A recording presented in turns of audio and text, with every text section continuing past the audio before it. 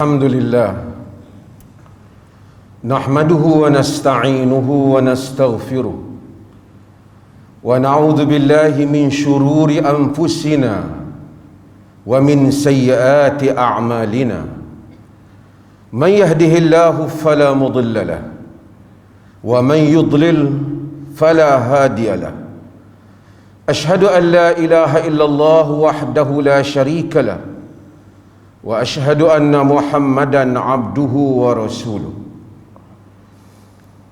Ya ayyuhalladzina amanu ittaqullaha wa qulu qawlan sadida yuslih lakum a'malakum wa yaghfir lakum dhunubakum wa man yuti'illaha wa rasulahu faqad faza fawzan 'azima.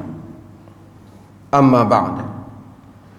Fa inna asdaqal hadis kitabullah wa khairul hadi hadi Muhammadin sallallahu alaihi wasallam wa syarrul umuri muhdatsatuha wa kullu muhdatsatin bid'ah wa kullu bid'atin dhalalah wa kullu dhalalatin finnar. Sidang Jumaat yang dirahmati Allah, apabila masuknya bulan Rajab, ramai orang Islam memperkatakan tentang peristiwa Isra' dan Mi'raj.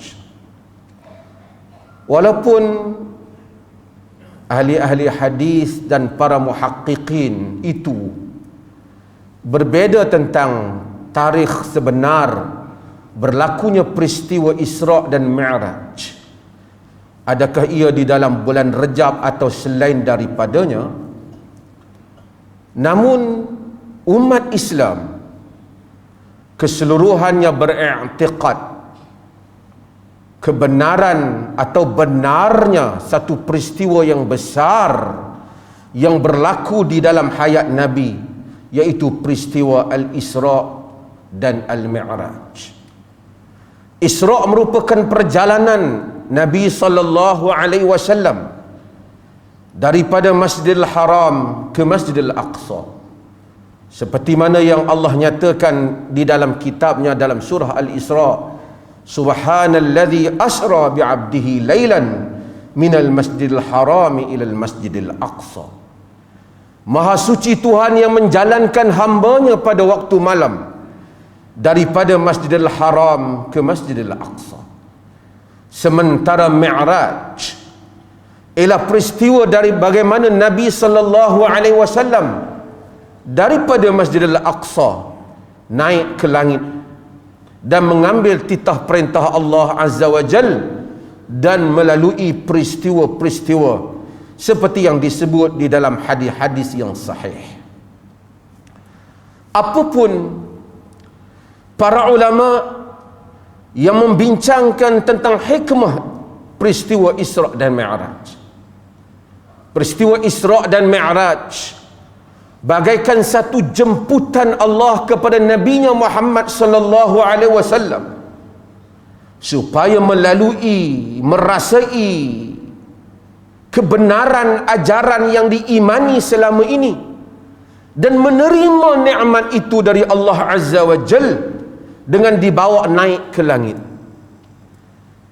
Ahli-ahli sirah yang berijtihad menyusun kronologi peristiwa-peristiwa di dalam sirah, mereka menyatakan peristiwa Isra' dan Mi'raj ini berlaku setelah baginda Nabi sallallahu alaihi wasallam melalui beberapa kejadian dan peristiwa getir yang benar-benar mencabar perasaan baginda, yang benar-benar menguji ketabahan dan kesungguhan dakwah yang dibawa oleh Nabi sallallahu alaihi wasallam.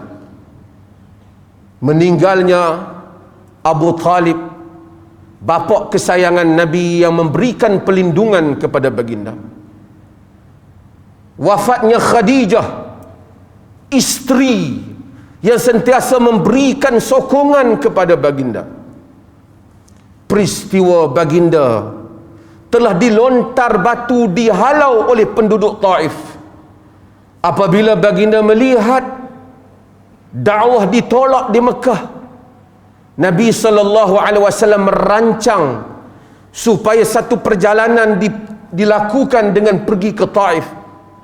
Mudah-mudahan orang-orang Taif menerima dakwah. Nabi pergi dengan Zaid bin Harithah dalam keadaan dengan penuh harapan orang-orang Taif menerima dakwah baginda sallallahu alaihi wasallam. Duka cita penduduk Taif, bagi rumah-rumah yang diketuk oleh Nabi menjemput mereka kepada Islam, mereka bukan saja tidak menerima dakwah itu, bahkan mereka berpakat keluar ke jalan, membuat dua saf yang panjang, melontar Nabi SAW dengan batu sehingga darah turun ke tumit baginda. Peristiwa yang dahsyat, dihalau, dilontar dengan batu oleh kanak-kanak dan orang dewasa, dicerca dan dimaki hamun, sehingga Aisyah radhiyallahu anha di dalam hadis yang diriwayatkan oleh Al-Imam Al-Bukhari bertanya Nabi sallallahu alaihi wasallam, hal ata alayka yaumun kana ashad min yaumi Uhud? Pernahkah kau lalui hari-hari yang lebih dahsyat, kejadian yang lebih dahsyat daripada peristiwa peperangan Uhud? Nabi sallallahu alaihi wasallam kata, kana ashaddu ma laqitu minhum yaumal aqabah. Yang paling dahsyat ialah hari Aqabah, iaitu satu tempat di Taif. Idza aradtu nafsi ala abdi ya Lail bin Abdi Kulal, ketika aku membentangkan dakwah kepada Bani ataupun kepada kaum keluarga Abdi Yalid bin Abdul Kulal, yakni penduduk Taif. Dahsyatnya peristiwa itu dilalui oleh baginda Nabi sallallahu alaihi wasallam. Kemudian seakan Allah memujuk baginda dengan menghadiahkan peristiwa Isra' dan Mi'raj. Hadiran jemaat yang dirahmati Allah, agama kita ini tidak ditegakkan hanya dengan bersalat dan berzikir di dalam masjid. Agama ini ditegakkan di samping farduan-kefarduan yang kita ketahui, ialah ditegakkan atas kewajipan melaksanakan dakwah, kewajipan berjuang untuk mempertahankan agama. Orang-orang yang hanya berzikir menunggu untuk masuk syurga apabila mati, dia sebenarnya bermimpi dengan mimpi yang salah. Agama adalah perjuangan, agama adalah pengorbanan. Allah Subhanahu wa taala menyebut di dalam surah Al-Baqarah, am hasibtum an tadkhulul jannah walamma ya'tikum mathalul ladzina khalau min qablikum massathumul ba'sa wad-dharra wa zulzilu hatta yaqula ar-rasul walladzina amanu ma'ahu mata nasrullah ala inna nasrullahi qarib. Adakah kamu sangka kamu boleh masuk syurga? Allah tanya kita.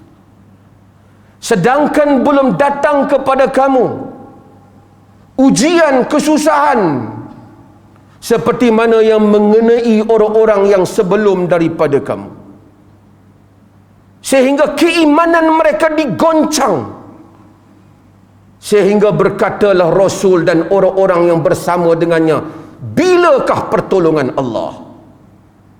Sesungguhnya pertolongan Allah itu dekat. Inilah Islam yang dipahami oleh para sahabat. Inilah Islam yang diwarisi daripada Rasulullah sallallahu alaihi wasallam. Syurga diperolehi dengan perjuangan menegakkan agama. Menjadi tanggungjawab bagi setiapnya mengucap asyhadu an la ilaha illallah wa asyhadu anna Muhammadar Rasulullah, mempertahankan agamanya. Dari dihina, dari dicerobohi, Allah Subhanahu wa taala menyebut, innallaha ashtara minal mu'minina anfusahum wa amwalahum bi anna lahumul jannah yuqatiluna fi sabilillah fayaqtuluna wa yuqtalun. Allah membeli daripada orang beriman, Allah beli daripada mereka diri mereka, nyawa mereka dan harta mereka, bahawasanya bagi mereka itu adalah syurga. Mereka berjuang pada jalan Allah, mereka membunuh dan mereka dibunuh. Yakni kalau sekiranya sehingga ke peringkat itu, para sahabat radhiyallahu anhum tidak hanya mengamalkan fadail untuk memasuki syurga, mereka berjuang seperti mana Nabi yang dikasihi oleh Allah berjuang untuk agamanya. Kalaulah syurga diperolehi dengan sekadar mengaku mengasuh Islam, datang salat 5 waktu dan tunggu hari untuk memasukinya, tentulah Allah tidak mengenakan ujian kepada Nabi-Nya, dan tidak perlu para sahabat bermati-matian turun ke medan mengorbankan nyawa dan harta. Tetapi syurga itu diperolehi dengan perjuangan, dan itulah yang dipahami oleh para sahabat radhiyallahu anhum ajma'in. Lihatlah Sayyidina Abu Bakar Siddiq radhiyallahu anhu. Siapa yang tidak kenal dengan Abu Bakar Siddiq? Orang yang paling Nabi kasihi, orang yang paling rapat dengan Nabi. Apabila baginda sallallahu alaihi wasallam wafat, adakah Abu Bakar duduk tunggu di rumahnya untuk tunggu hari mati seperti mana sebahagian manusia pencen menunggu hari mati untuk masuk syurga? Tidak. Bahkan Abu Bakar meneruskan perjuangan Nabi sallallahu alaihi wasallam, menanggung bebanan agama, padahal Abu Bakar dijamin syurga. Pada hari orang-orang murtad dan enggan membayar zakat, apa kata Abu Bakar apabila bangkit menghadapi gelombang murtad dan keingkaran terhadap zakat? Kata Abu Bakar dengan kalimat yang terkenal, ayanqusuddinu wa ana hayy. Kata Abu Bakar, adakah agama menjadi lemah, agama menjadi cacat sedangkan aku masih hidup? Maksudnya selagi aku masih hidup, aku tidak akan membiarkan agama ini menjadi cacat. Abu Bakar Siddiq radhiyallahu anhu. Umar bin Khattab yang Nabi kasihi dan sayangi, yang mempertahankan Islam, ahli syurga, berjuang selepas Nabi wafat menjadi khalifah, dibunuh ketika salat. Uthman bin Affan menjadi khalifah sehingga 90 tahun usianya, dibunuh di dalam rumahnya oleh pemberontak. Ali bin Abi Talib dibunuh ketika salat. Lihatlah Abu Ubaidah Al-Jarrah, Mu'adz bin Jabal, orang-orang yang Nabi sayang. Apabila Nabi telah wafat, mereka tidak tunggu di rumah mereka.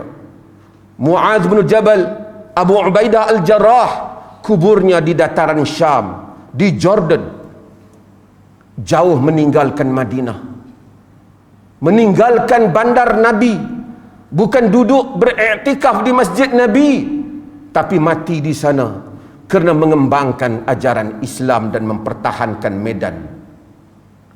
Lihatlah Abu Ayyub Al-Ansari, yang mana Nabi sallallahu alaihi wasallam menjadi tetamu di rumahnya. Apabila Nabi wafat, Abu Ayyub Al-Ansari tak duduk di Madinah menunggu hari untuk wafat, untuk memasuki syurga. Dia pergi bergerak membawa Islam. Apabila seruan Islam untuk menawan Konstantinopel, Abu Ayyub termasuk di dalam tentera berkenaan. Anak-anaknya menasihatinya, bapaknya, engkau dah tua, tak larat nak menyertai medan peperangan. Kata Ayub, Allah menyatakan, infiru khifafan wa thiqalan wajahidu bi amwalikum wa anfusikum fi sabilillah. Allah menyatakan, keluarlah kamu berjuang dalam keadaan ringan ataupun berat, Berjihadlah dengan harta dan nyawa kamu pada jalan Allah. Siapa yang lihat kubur Abu Ayyub berada jauh di sempadan di Turki. Demikianlah Islam yang dipahami oleh para sahabat radhiyallahu anhum ajma'in. Dengan Islam itulah umat hidup. Dengan semangat Islam itulah ajaran Islam telah sampai ke seluruh pelosok dunia ini. Hari ini kita menghayati peristiwa demi peristiwa di dalam Islam. Kita menyebut rujukan kita ialah Nabi dan para sahabat radhiyallahu anhum ajma'in. Marilah kita bertanya diri kita, apakah yang telah kita lakukan sebagai individu Islam di dalam menyebarkan dakwah Nabi? Apakah yang telah kita lakukan sebagai individu Islam, sebagai seorang Muslim di dalam mempertahankan ajaran Islam? Apakah yang kita lakukan di dalam mempertahankan sunnah dan mempertahankan apa-apa cercaan dan penghinaan kepada umat Islam? Dan bandingkanlah diri kita dan para sahabat radhiyallahu anhum, dan bandingkanlah janji syurga yang Allah Azza wa Jalla janjikan untuk orang-orang yang bangkit mempertahankan agama. Mudah-mudahan peristiwa demi peristiwa yang kita lalui menghayati sirah Nabi sallallahu alaihi wasallam menjadikan kita insaf tentang makna hakiki bagi ajaran Nabi kita Muhammad sallallahu alaihi wasallam dan bagaimana untuk kita mengamalkannya. Barakallahu li wa lakum fil Qur'anil azim wa nafa'ani wa iyyakum bil ayati wa dzikril hakim.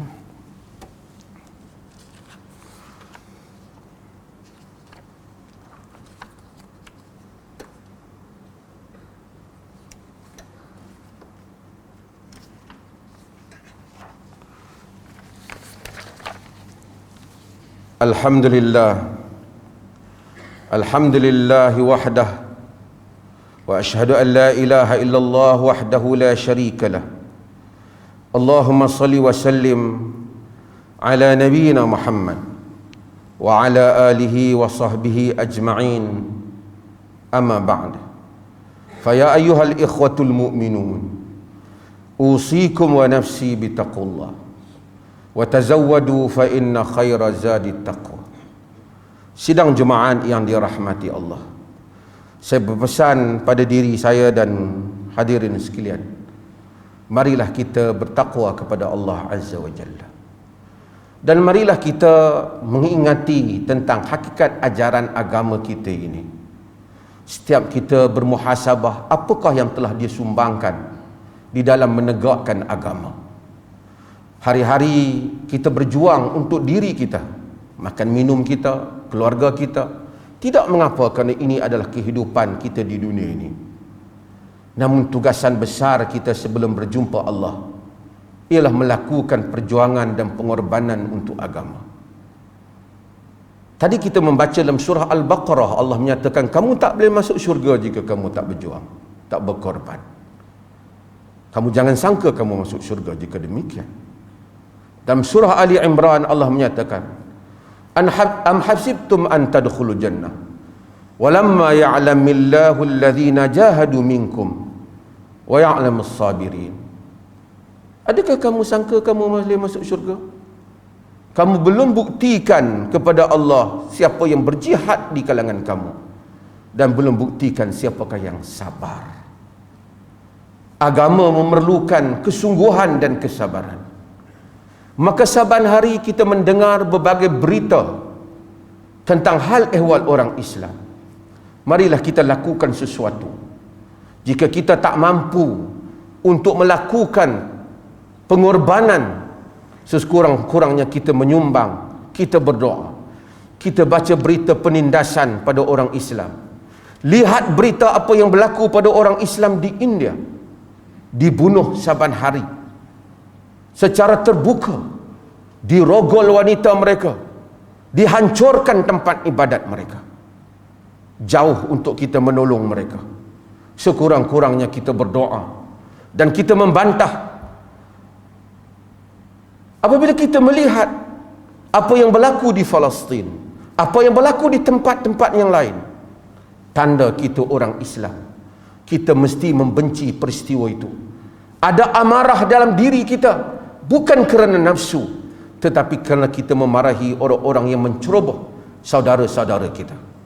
Jika hal itu pun tidak ada di dalam diri kita, berarti telah terhakislah kadar keimanan di dalam jiwa kita sebagai seorang mukmin. Innallaha wa malaikatahu yusalluna 'alan nabi ya ayyuhalladzina amanu sallu 'alaihi wa sallimu taslima. Sesungguhnya Allah dan malaikatnya berselawat ke atas Nabi. Wahai orang-orang yang beriman, hendaklah kamu berselawat dan salam ke atasnya. Sabda Nabi sallallahu alaihi wasallam, man shalla alayya wahidatan sallallahu alaihi ashra wa hatta anhu ashra khati'ah. Sesiapa yang berselawat kepadaku sekali, maka Allah membalasnya dengan 10 kali dan menghapus kepadanya dosa-dosanya. Allahumma salli ala Muhammad wa ala ali Muhammad kama sallaita ala Ibrahim wa ala ali Ibrahim wa barik ala Muhammad wa ala ali Muhammad kama barakta ala Ibrahim wa ala ali Ibrahim fil alamin innaka Hamidun Majid. Allahumma ghafiril muslimina wal muslimat wal mu'minina wal mu'minat al ahya minhum wal amwat innaka sami'un qaribun mujibud da'wat wa qadiyal hajat. Allahumma inna na'udzu bika minal barasi wal jununi wal judhami wa min sayil asqam. Ya Allah, berikanlah petunjuk hidayah serta rahmat-Mu kepada kami sekalian hamba-hamba-Mu dan kepada pemimpin kami, terutama Raja Pemerintah Negeri Perlis Tuanku Syed Sirajuddin Ibnu Almarhum Tuanku Syed Putra Jamalul Lail, dan Raja Muda Perlis Tuanku Syed Faizuddin Putra Ibnu Tuanku Syed Sirajuddin Jamalul Lail, serta kaum kerabat baginda, supaya sentiasa beramal dengan kitab-Mu dan sunnah Nabi Muhammad sallallahu alaihi wasallam. Engkau lanjutkan usia baginda berdua dalam keadaan selamat, sihat sejahtera, dan semoga dengan kesihatan yang baik yang telah Engkau kurniakan kepada baginda berdua, terlaksananya pemerintahan yang adil lagi diridai oleh-Mu. Ya Rahman, Ya Rahim, kami memohon kepadamu dengan segala kerendahan diri sebagai hamba-Mu. Engkau indahkanlah akhlak kami, Engkau perbaikilah pergaulan antara kami, Engkau peliharalah kami dari penyakit lemah, malas, berpemikiran dangkal, dan buruk budi pekerti. Ya Rahman, Ya Wadud, baikilah keluarga kami, anak isteri kami, saudara mara kami, jiran tetangga kami, dan seluruh mereka yang Engkau kasihi. Engkau jadikanlah kami umat yang mempunyai ketinggian akal dan budi, mempunyai minda yang unggul dalam menguruskan kehidupan ini, dan menjadi teladan yang baik kepada manusia yang lain. Rabbana atina fid dunya hasanah wa fil akhirati hasanah wa qina adzaban nar. Innallaha ya'muru bil 'adli wal ihsan wa ita'i dzil qurba wa yanha 'anil fahsya'i wal munkari wal baghi ya'idzukum la'allakum tadhakkarun. Allahu akbar.